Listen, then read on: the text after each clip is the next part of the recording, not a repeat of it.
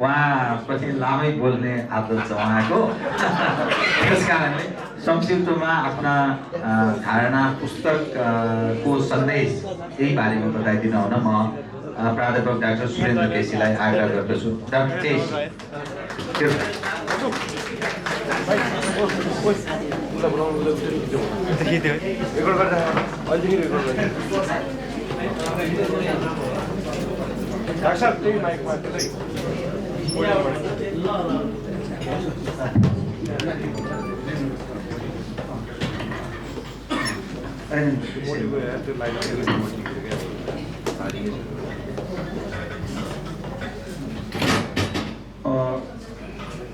अब यो कार्यक्रमको विशेषता के छ भने सभापति महोदय भन्नु पर्दैन, 1 सेकेन्ड त त्यसबाट नै फाइदा भयो।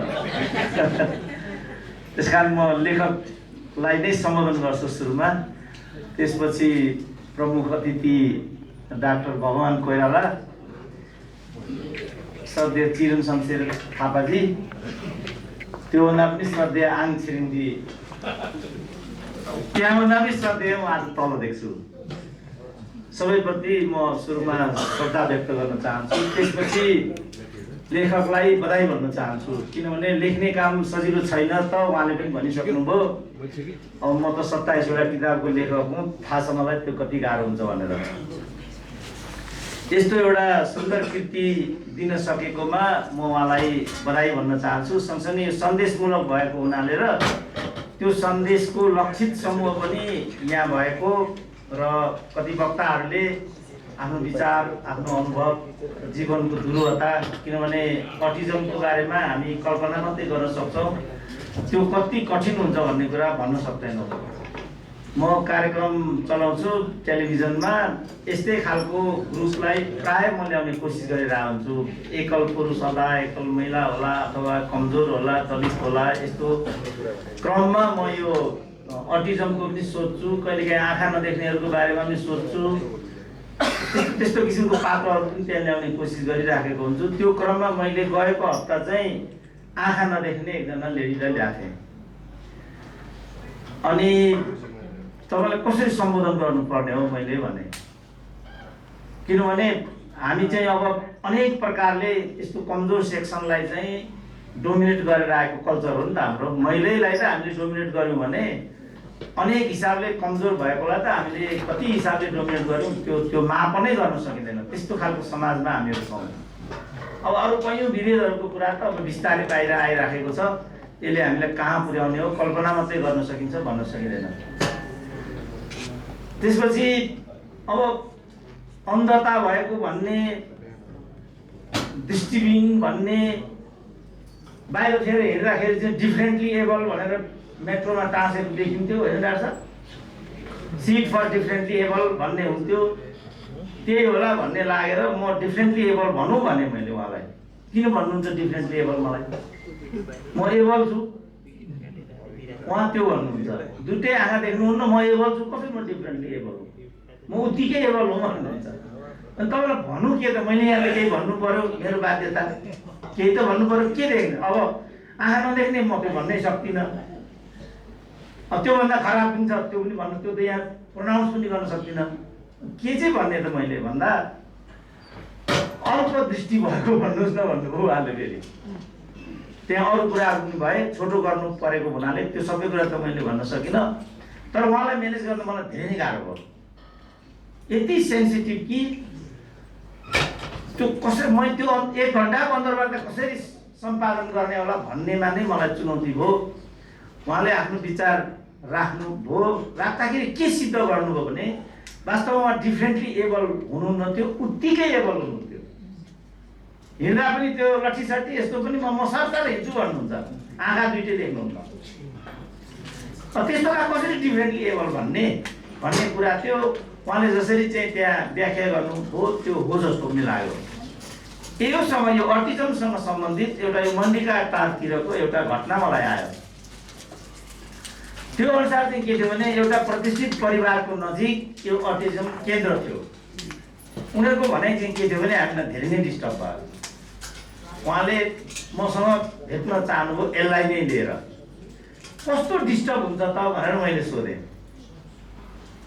उहाँले के भन्नुभयो भने एकदम सन्नाटा छ, मध्याह्न अथवा अपराह्न चारैतिर शान्ति छ, एकैचोटि एउटा कोलाहलको आवाज मच्चिन्छ। त्यो आवाजले हामीलाई धेरै नै अप्ठ्यारो पार्छ।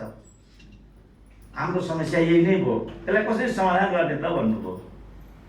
अब उहाँले जसरी समाधान चाहनु भएको छ त्यो समाधान हामीले दिन खोज्नुको मतलब उनीहरूलाई अझ समस्यामा पठाउनु हो। अब प्रश्न आयो, यो खालको समस्यालाई सम्बोधन गर्ने के विधि हुनसक्छ, राज्यको के तरिका हुनसक्छ? त्यसमा एउटा सुकुम्बासीको कुरा त भर्खर हामीले देख्यौँ, यो एउटा क्रोनिक समस्या जस्तो हामी देखिरहेका थियौँ। तर उपयुक्त तरिकाले सम्बोधन गर्न खोजियो भने सम्भव त हुँदो रहेछ नि, त्यो देखियो। असम्भव नै त होइन रहेछ, सम्भव रहेछ, त्यो देखियो। यो कस्तो खालको समस्या हो त? 15 वर्ष अगाडि म अस्ट्रेलिया पुगेको थिएँ एउटा कार्यक्रमलाई लिएर। अघि यहाँ सविता उप्रेतीको कुरा आयो। त्यो कार्यक्रममा हामीहरू दुईजना बोलाइएका थियौँ। एउटा म थिएँ, एउटा उहाँ हुनुहुन्थ्यो। त्यहाँ एनआरएनएले गरेको थियो सिडनीमा। पहिलोचोटि यो समस्याको बारेमा मैले अलिकति सुनेको। त्यसपछि यो के खालको समस्या, आज पनि साथीहरूले यसलाई ठ्याक्कै यो समस्या यस्तो भन्नु होला भन्ने कुरामा साह्रै तिखो काम लाएर म पर्खेर बसिरहेको थिएँ। यत्रो किताबको बारेमा बखान भयो, यत्रो किताब लेखियो पनि। यसको सार के थियो भने यो किताब नेपालीमा लेखिनुपर्छ। आजको सार यति मात्रै हो, अरू सबै कुरा मात्रै हो। यसको सार भनेको यो नेपालीमा लेखिनुपर्छ। त्यो हो भने थप कुराहरू हामी बुझ्छौँ, बुझिएको कुरा हामीले समाजलाई सम्प्रेषण गर्न सक्यौँ भने बल्ल यो किताबको सार्थकता हुन्छ। यसको मैले बुझेको सार चाहिँ यो हो। विषयगत हिसाबले डाक्टर भगवानले पछि भन्नु होला, केही न केही पक्कै हामीहरू बुझ्छौँ होला। आङ छिरिङजीले जे भन्नुभयो त्यसले चाहिँ अलिकति ल्यायो सन्देश। के हो त कुरा यो? यसको जिस्ट न्युरोलोजिकल्ली अलिकति लो इपबाट सोच्ने लेभलको जो मान्छे हुन्छ त्यही हो अटिजम भनेको। अब म त आफै यति कमजोर विद्यार्थी कि मभन्दा कमजोर त अर्को छ भने नै लाग्दैन मलाई। त्यति कमजोर विद्यार्थीले साफ विद्यार्थी थिएन उहाँ। यति कुरा चाहिँ मैले बुझ्न खोजेँ। यो तरिकाले विषयहरू हामी भए ठाउँमा आयो भने बल्ल हामी त्यसलाई चाहिँ तल लान सक्छौँ भने जस्तो चाहिँ मलाई लागिराखेको हुन्छ। अब अन्त्यमा म आउँछु, किनभने लामो बोल्नको लागि आज अनुमति छैन।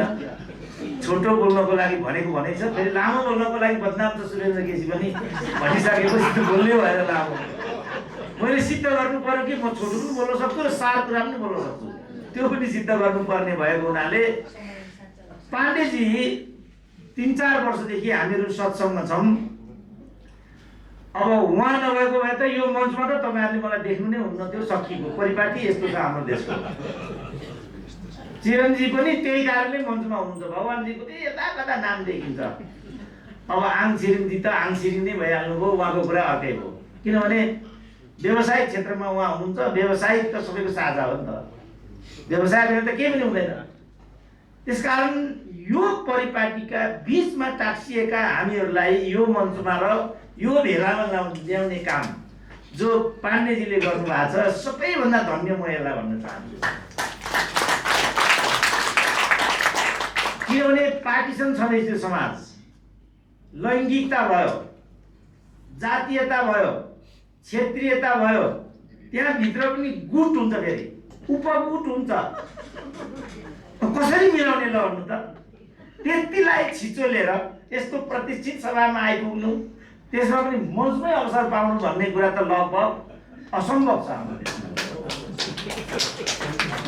त्यसलाई केनीजीले सम्भव गराइदिनु भएको छ।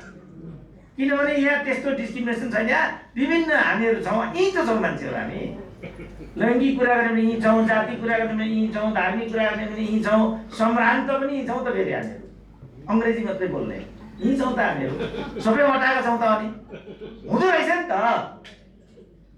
यो चिज चाहिँ पाण्डेजीले हाम्रो समाजलाई दिन खोज्नु भएको एउटा राम्रो विशेषता हो भन्ने मलाई लागेको छ।